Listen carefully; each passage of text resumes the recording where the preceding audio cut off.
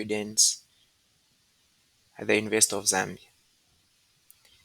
So what we want to understand here is what are the courses that we are going to have as a major thing, and how are we going to be able to go about the courses that you are going to have in second year medicine. One first important thing that I need us to have now is we have come from the School of Natural Sciences, and this is totally a new school. It is totally a new environment. When your results come out, maybe you are going to have an A plus somewhere, maybe in math, in physics, in chemistry, in biology. Maybe you are going to have an A, maybe you are going to have a B, but don't dwell on your results, whether they are very good or not too good at all. Don't dwell on your results, because that was natural sciences. Those are were natural sciences, and this is medicine.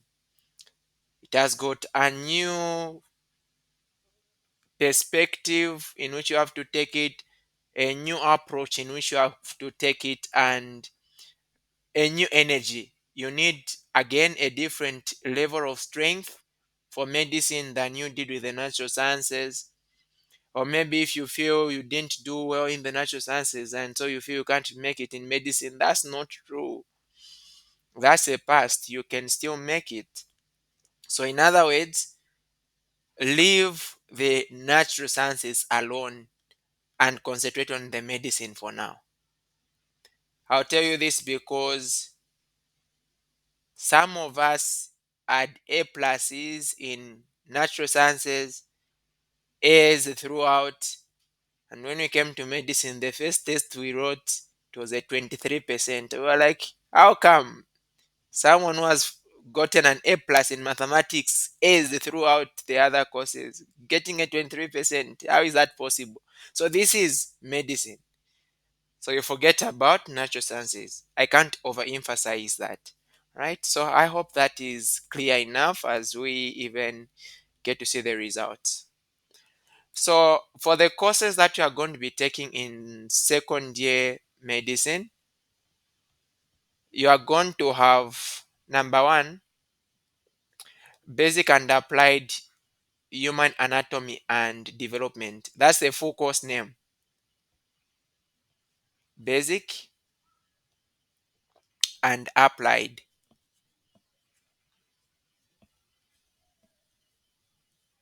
This is not just any anatomy, this is human anatomy. Because there are those who are also doing the goats, the vet medicine guys. Ours is only interested in looking at a human being. So this is basic and applied human anatomy and development, and the course code, of course, it can change. It's HAN 2220 for now. It can change if they decide to review the curriculum and something like that. So for this course, you can see even the words that are there.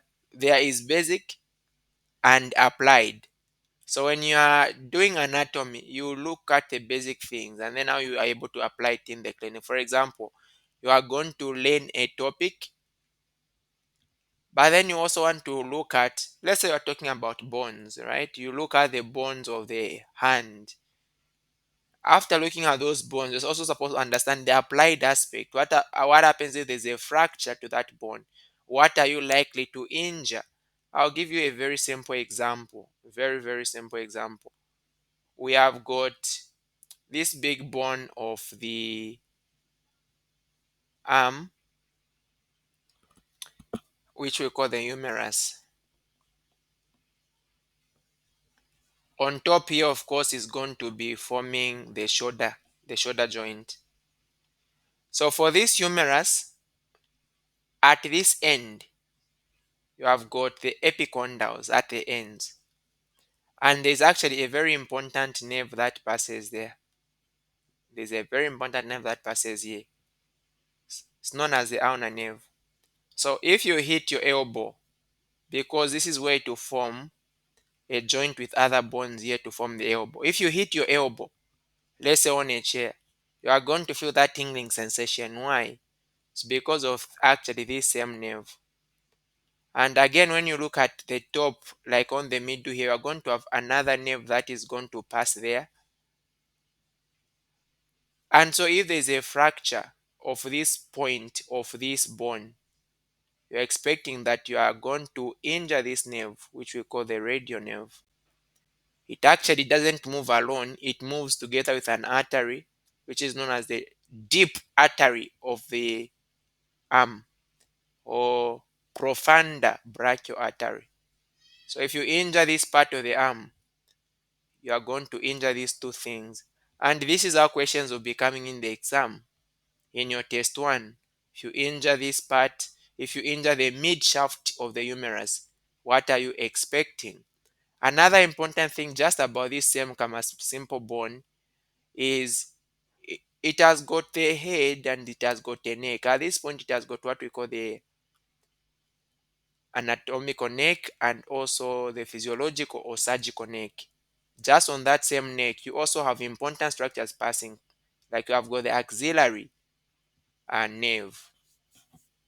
Besides that, you also have an artery moving together with this nerve, and we call it a posterior circumflex humeral artery.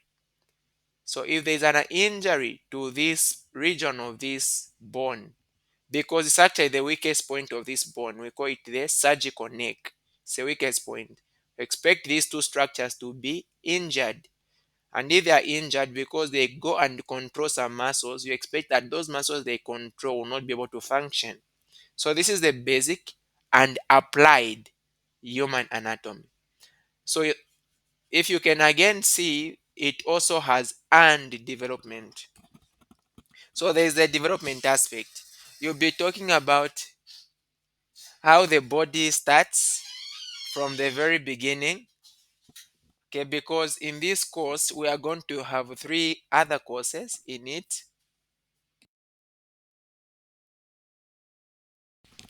We have got three courses actually in this course. We have got what we call gross anatomy,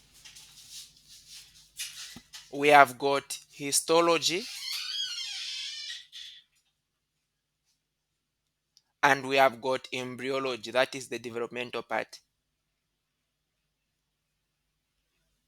Embryology. And when you look at the way these courses are, this is what makes this course to be a very long course. If you look at your other fellow students from other schools like pharmacy, in embryology they'll just learn like just they'll just select few topics, especially the first 4 weeks. That's what they will learn. So in gross anatomy, what you are going to be learning is the gross means what you can see with the eyes. So be learning about the structures that you can see with the eyes. Okay, you are going to be doing, you look at the arm, the forearm, the hand, the legs, the abdomen, the thoracic region. You are going to do the abdominal region. You are going to do the leg, the thigh, the feet, and all the body parts, including you breaking the human body and going inside, looking at the heart, the lungs, the intestines, the stomach, and everything that is inside. Actually, in gross anatomy, you are also going to be going for your dissection. Dissection, to dissect is to cut the human body. So this is where we'll be dealing with a real human body. You'll be looking at the body parts. So if you've never seen a human heart, you'll be able to see it. If you've never seen the lungs, the uterus, you'll be able to see them. Be cutting the human body and then looking at those parts. So we call that as DR. Now, DRI itself means dissection room, but it has become a common term that is used. You'll be going to the dissection room to do the dissection. Okay, but if we say DRI, it means the actual thing that you are doing in this sense, because that's what we refer to. And then histology is the anatomy where you're looking at things on a microscope. If I can see the heart physically and I can say it has got these chambers, it has got muscles. Histologically, I want to see what type of muscles is it made up. What are the properties that I can see on a microscope for each body part. If it's the lungs, what can I see on the microscope? So what you'll be doing is that, like, each topic you are going to do the growth, the histology, and the embryology. For example, I'm going to look at the gross aspect of the heart, like what I can see on the heart physically, the chambers, the muscles, the arteries of the heart, the nerves. And then histology, what can I see on the microscope for the same heart? And then embryology, how does the heart develop?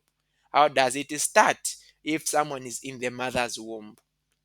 Okay, so these are the components. And then for anatomy, when it comes to the assessments, you are going to have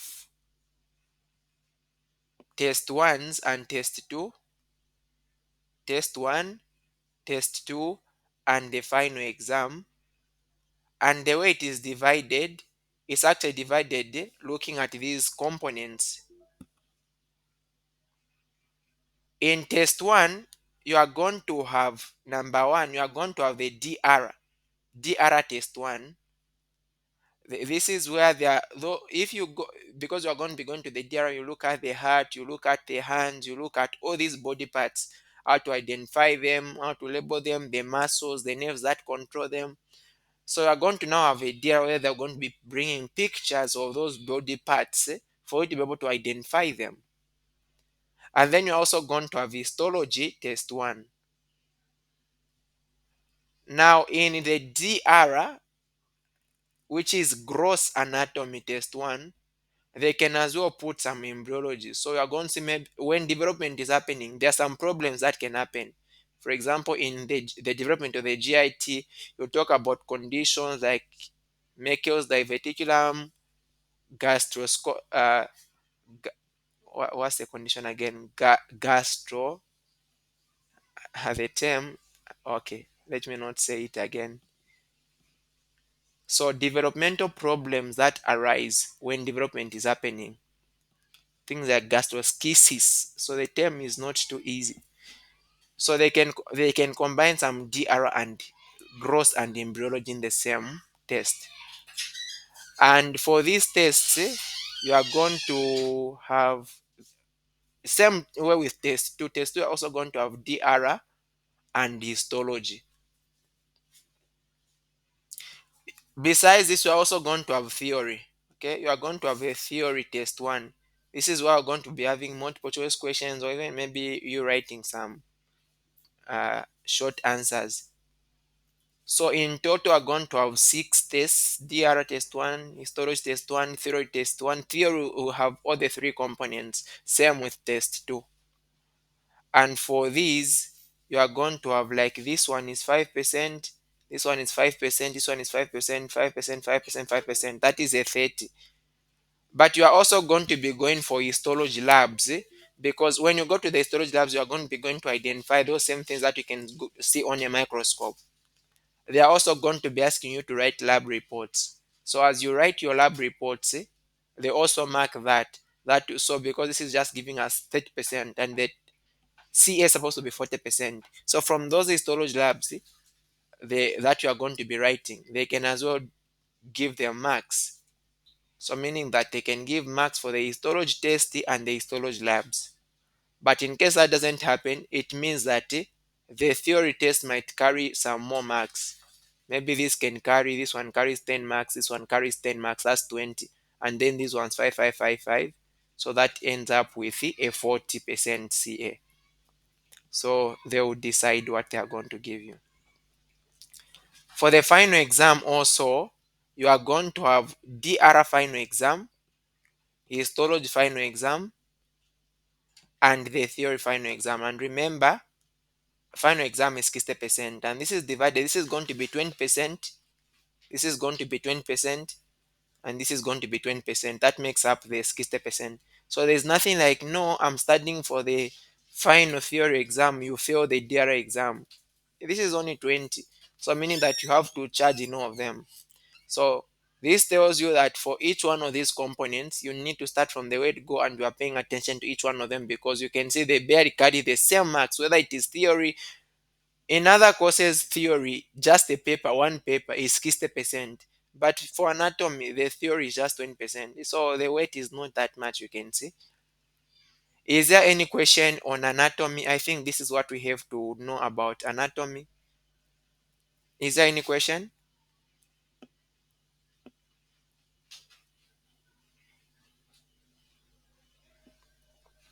Okay. And then the second course there is going to be physiology. Now, anatomy is normally concerned with looking at diagram, looking at parts of the body. For example, the heart, you look at the parts of the heart. Physiology is now the function. If you know the parts of the heart, what does now the heart do? How does it do what it does? That's physiology. You're interested in knowing how each part does what it does and not just being able to identify that this is it, it has got these parts. So that's a major difference between anatomy and physiology. And in physiology, also are going to be having test one, test two, and test three. And for these three tests, sometimes they can remove test three. You only have test one and test two. You don't have a lot of topics in physiology, but the topics that you have are very, very long because you are going to start with cells. After cells, you start doing the systems. You are going to actually, if after cells, you are going to now be doing tissues. You are going to do muscle tissue, epithelial tissue, nerve tissue, that's the nerve tissue, and connective tissue. But connective tissue is not that much for physiology. You do it in anatomy. So do tissues and then you start doing the systems, the GIT, the cardiovascular system, the renal system, and then you're going to do blood. You're also going to do endocrine system and the reproductive system. So the topics aren't a lot, but these topics are very, very, very long. So, and you need to know all of them because they are high yields. Actually, understanding physiology is very important even as you are going to be going to third year to understand courses like pathology and pharmacology. You need some good physiology. The final exam is going to be 60%. They can decide to give you just MCQs or they can give you MCQs and some writing. It's up to them. So that's basically about physiology. And then the next course is going to be biochemistry.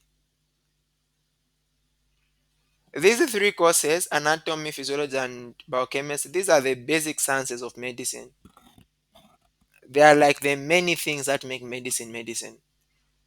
So in biochemistry, you are interested in looking at now what happens for the different body processes that really happen in the body. How do they happen? For example, if we say if you eat food, you are going to make energy from the food you eat. How do we make energy from the food that we eat? So we're going to be looking at biochemical pathways that happen in the body. It's a very bad course also. These three courses are bad courses.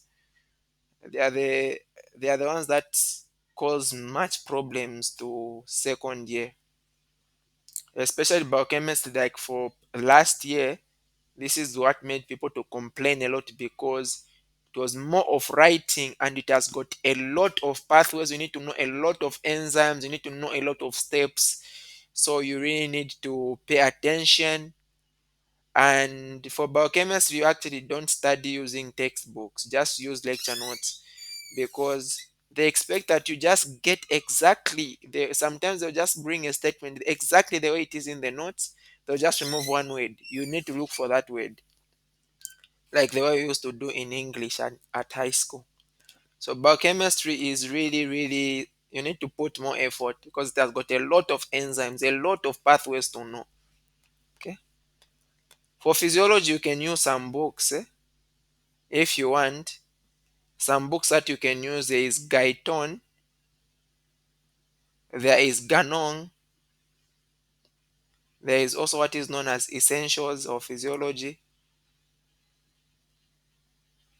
If you are going to have some more time to read books, you can read. Yeah, you can read. But for you to finish one topic in these books, it will take you like forever, because these books are really a lot. For the anatomy, embryology, there is a good book that you are going to use for embryology. And then gross anatomy, you also have some books that you can use there, but you barely use notes, because the lecture notes that they give for anatomy, they're actually high yield, especially the lecture notes from Dr. Mukape. They are high yield. So if you can just study those, then you are going to be good. And just the lecture notes for CDS Academy are very high yield, because they are compiled from a lot of these lecture notes, research from books, and then at the end we are always putting exam questions there. So if you interact with our notes, you are not just getting aware of what you need to know, but you're also looking at what questions are you expected to know, at least, which they bring most of the times, because common things are common. So medicine, that's how medicine is. What they want you to know is because it's common, it is what affects people very much, so there's nothing to hide. That's why we put questions at the end of all our notes and during our classes, so that you can be able to interact with what you're expecting to meet in the test and exam. The third course that we are going to have is going to be immunology. So this course is known as immunology and introductory microbiology. It is known as introductory microbiology because the actual microbiology is very long, and you are going to do it at third year. It's actually the longest course at third year, so it's very long. So that's the immunology. And immunology, you are basically trying to understand the immune system, how the body is protected from childhood, what happens if your mother has got an infection, of course it can go to the child. So basically about the immune system and how the immune system protects us. The fifth course you are going to have is psychology.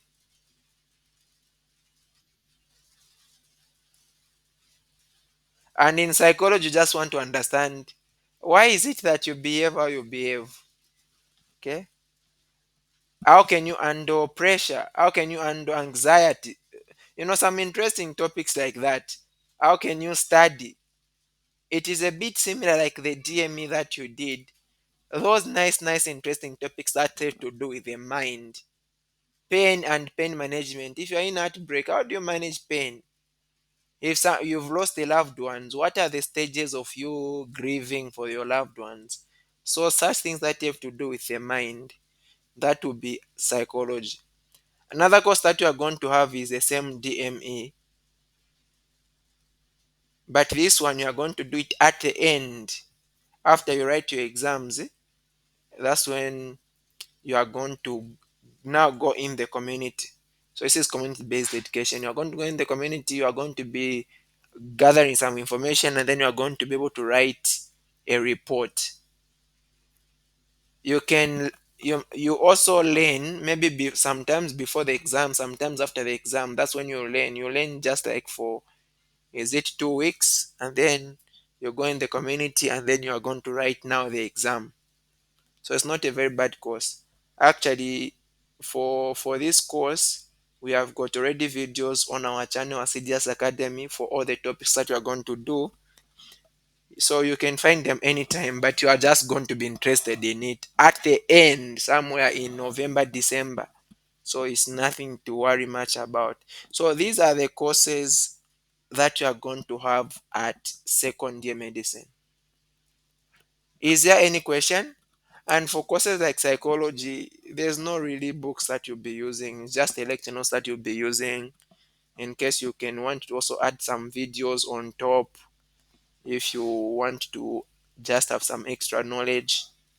But more important for psychology is go through questions. Immunology also go through questions from the past papers because they repeat majority of the times.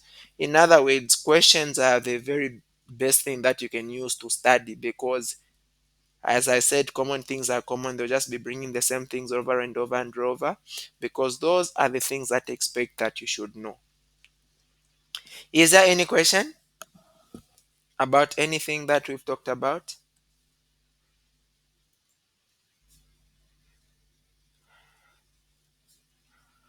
So we also have some of our doctors here, our seniors that are going to be helping us with these courses. They are also in this meeting. So in case you have got questions, you are free to text them. Doctors, can you just maybe press on your hand so that they can see you in case they need some consultations?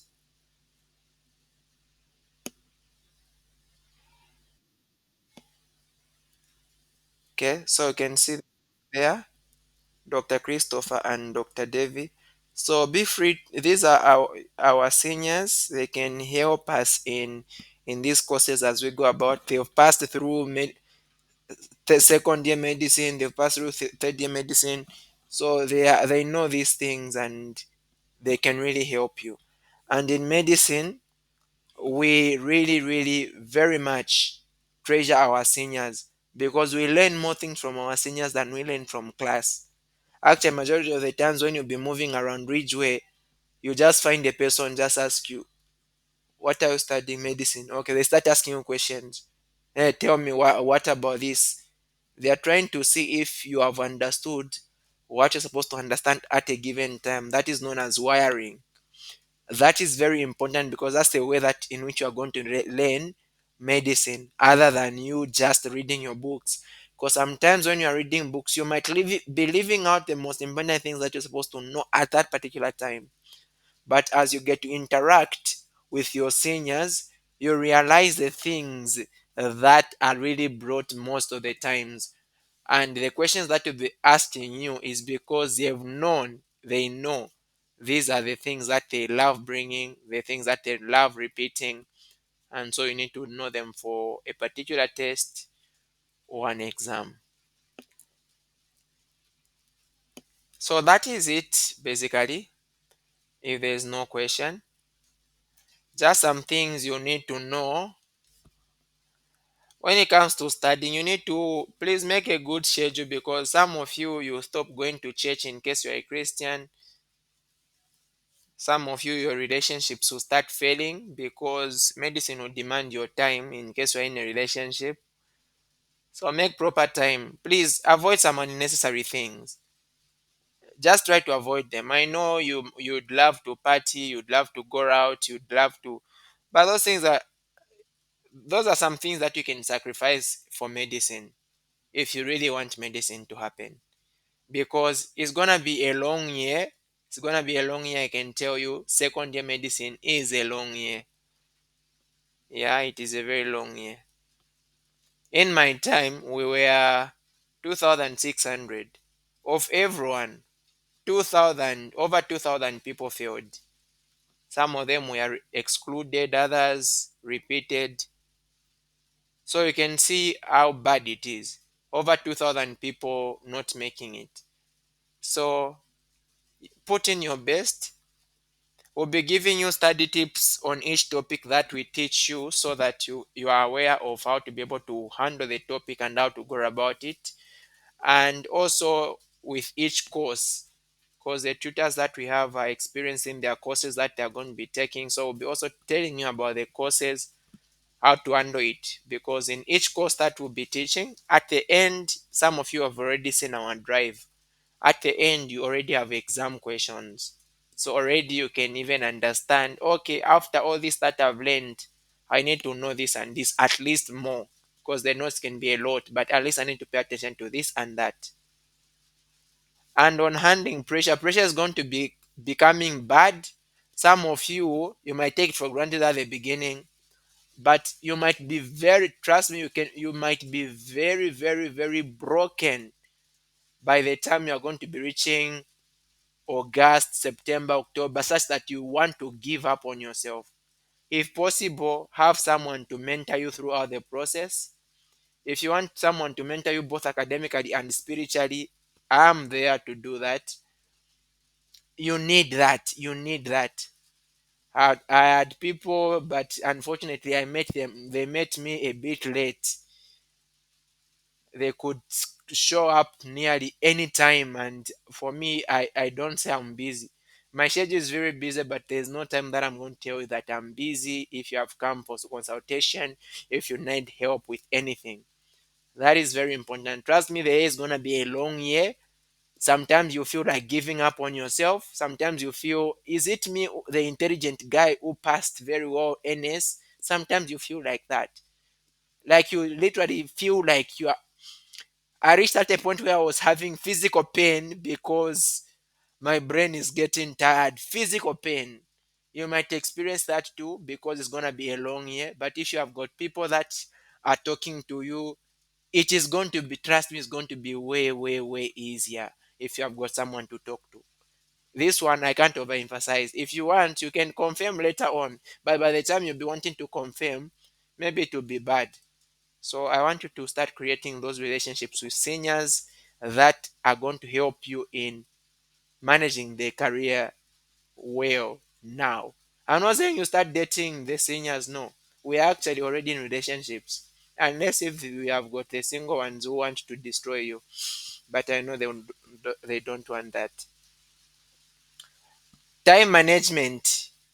This is the biggest question that is asked. How do I manage time?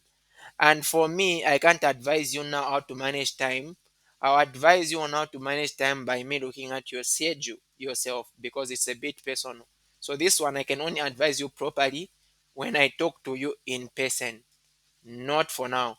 Because I might give you the way I manage time. I've advised others to manage their time differently by me looking at how they study. For myself, I sleep. Night is for sleeping. I sleep. I wake up the following day. Others' night is for studying. So, in such a case, if I'm to give you advice to say sleep, it don't help for now. So, first, I need to study your situation. That's when I can help you on how to manage time. Some things to always remember, please don't never forget to respect your seniors. It is going to do a lot of good. It's going to do you a lot of good. Very, very, very much.